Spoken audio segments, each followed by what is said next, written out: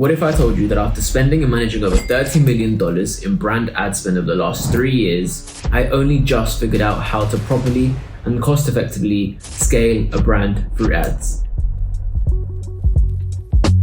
You see, 99% of advertisers simply waste their time and money on throwing it to platforms and just hoping something sticks. And then you have platforms like Meta that just constantly update themselves every single week, making it difficult for people and advertisers to adapt and understand what they need to be doing for them to be able to scale an ad platform or their brand. So here are 5 lessons I've learned after profitably spending just under $10 million last year on ads, and stick around for number 5 as it's actually the opposite of what the gurus are telling you to do. First and foremost, if you are new around here, my name is Sebastian Sanchez and I am the founder of August Marketing and BrandScale.ai, where we implement customer acquisition systems, especially for brands in the e-commerce niche, to help them grow into and become multiple 7-figure businesses using our customer acquisition systems. My team and I have also generated over $500 million in client and brand revenue, and we've successfully scaled over 70 brands over the last 5 to 6 years. I myself am a marketer first for the last 7 years, and my aim here on YouTube is to help businesses and brands hit their first 7-figure months. So let's get straight into it. Lesson number 1 is creative and product of a game. What I noticed is you will have 2 different types of businesses most of the time. You will have businesses that have very, very simple ads that do the job of selling the click, which take people and consumers over to the landing page, and then the landing page does a very good job of converting the consumer. On the contrary, you will find businesses that have amazing ads that lead to shit landing pages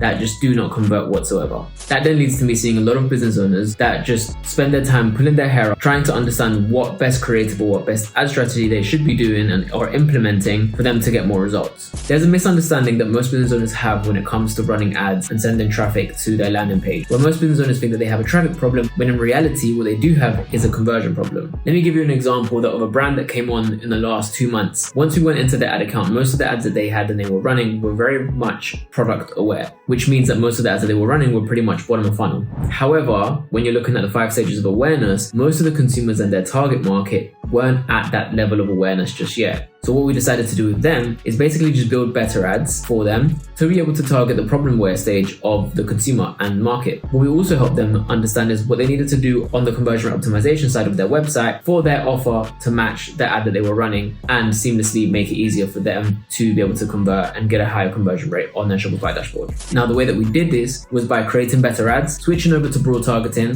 which absolutely killed for new acquisition. What I've also seen is you could have the worst ad in the world, but as long as your messaging, your product and landing pages are great and in tune and have a North Star, they will actually convert better than doing it the other way. And here's a quick tip. Stop using interest and lookalike targeting on Facebook, because Facebook hasn't updated those particular audiences in over 4 years. And the way to do targeting and very good targeting and to lower your CPA is to use your creative to speak to your customers and targeting. Lesson number 2, bestsellers are key. Now, every other day I have a brand that comes to me and basically asks my team and I to look into their ad account. And one of the things that I see is a lot of ads that are being run by brands that are not focused around their bestsellers. Now, if I were to ask you what is the metric most important to you when it comes to running ads, I'm pretty sure that absolutely 90% of you, or maybe even more, 95% of you will say ROAS. If you are able to understand marketing to a high level, you will know and realize that ROAS is a BS metric, because the only thing that ROAS tells you is what a consumer was able and willing to spend on the first purchase with your brand. Now, the reason why bestsellers are key is because what you should be aiming for on an ad account isn't ROAS, it should be a very, very low or as low as possible cost per acquisition. Now, in order for you to get a very low cost per acquisition, which is how much you're paying to acquire a customer for your business, you need to find products that are easy to sell. Now, if you're just starting out as a brand, it will probably take time for you to find your bestsellers because you need to do a lot of testing, you need to do a lot of product development, a lot of drops. However, if you are at a stage in your business where you already understand what your bestsellers are, I find a lot of businesses and brands that start running ads and they consistently running ads, however they're focusing too much on new drops and new collections and then not paying attention at how much their cost per acquisition is, just focusing too much on ROAS. So if you want a lower cost per acquisition or even a higher ROAS, the best thing for you to do is run bestseller ads, but you can use it as your evergreen. So you can run your bestseller ads non-stop, but at the same time have some budget on new collections and new drops or whatever it is you're really trying to sell. Lesson 3, trends, seasonality and market force. Last year in 2024, it was a year of elections that highly highly impacted Facebook ads, because what usually tends to happen is you have these election candidates that spend millions and millions on ads, and it basically makes the whole market very, very volatile, and it increases CPMs, it increases CPAs, and everything, kind of all these metrics that you're looking at on the Facebook side. What I like to say is every time there's a trend, you have an opportunity to make temporary boost in results. And I want to put emphasis on the word temporary, because just to give you an example, last year when the Hawk Tour meme came out, if you started running ads a few days after that went viral, your CPAs went extremely down, especially if you used those particular memes within your business or a brand, or made it relevant to your particular niche. If I was to advise one thing, is understand that there are seasons within the year where certain things will go viral, whether it be within your actual organic content or just the market as a whole, and take advantage of those particular moments that happen within the year, because you can use them to your advantage to have sudden bursts of increased metrics and increased performance and increased revenue. Lesson 4, ads are a lot more expensive than you think. Not a lot of businesses understand how much money needs to be invested into ads, or how much you need to have as backup for you to be able to run ads successfully. However, what I will say is most brands can actually afford to spend more money than they actually think they can on ads, simply because what I find has happened over the last few years is business owners that run ads on our advertisers have been fed this misinformation of ROAS, which means that they need to now find, or they've gone away and found their break-even ROAS, and usually that tends to be anything above like a 2 ROAS. However, what we do when we come into a business is we help them understand what their break-even cost per acquisition is. As a brand, and especially if you're, for example, a fashion brand, you tend to have a lot of repeat buyers. Now, most businesses like, for example, Coca-Cola, or the big brands that are spending millions on a monthly basis on ads, have come to the conclusion and the understanding that ads are expensive. And what they do in their strategy is instead of them using Facebook ads or advertising as a means of making profit from the first purchase on the ad side, so for customer acquisition,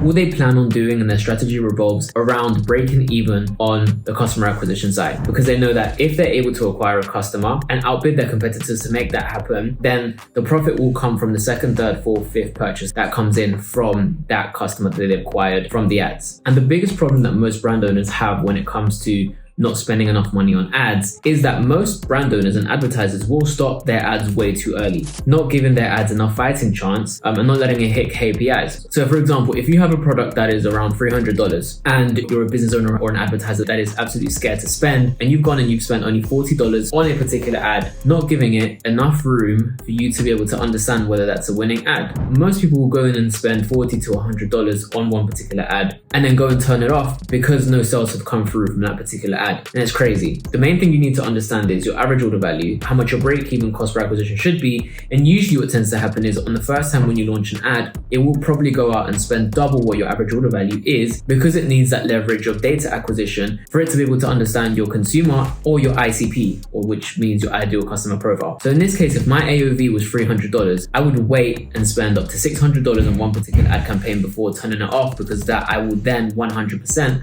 know that that's a successful or unsuccessful ad. And as a rule of thumb, you should have around 18 grand as a rule. This is a rule that came from Cole Gordon. When you're doing about 3K a month, if you times that by 6, which is usually enough time for you to gather data, for you to make data-centric decisions, this usually is enough for you to get daily results, which will bring in daily sales for your business. Let's say your product is about $50 average order value. If you're spending $100 a day, you're more than likely able to get from 2 to about 4 purchases if you have a good ROI and good CPA on that going on a daily basis. And then you have the organic that usually brings in, let's say for example, 1 sale every 2 to 3 days, which keeps things consistent using paid ads. This is probably the one that you've been waiting to hear about, which is a little bit contradictory to what most gurus will tell you, which is focus on paid ads or don't run paid ads. I find it crazy how there's gurus out there that will be running ads telling you not to run ads because that's the best strategy, which is very, very contradictory in itself. So lesson 5 is mix organic with paid. Now, your customer acquisition strategy becomes very profitable and more profitable if you mix both together and you start strategizing with a North Star and forming a strategy that has a organic and paid approach. I've seen firsthand with businesses that I like to call Facebook ads businesses,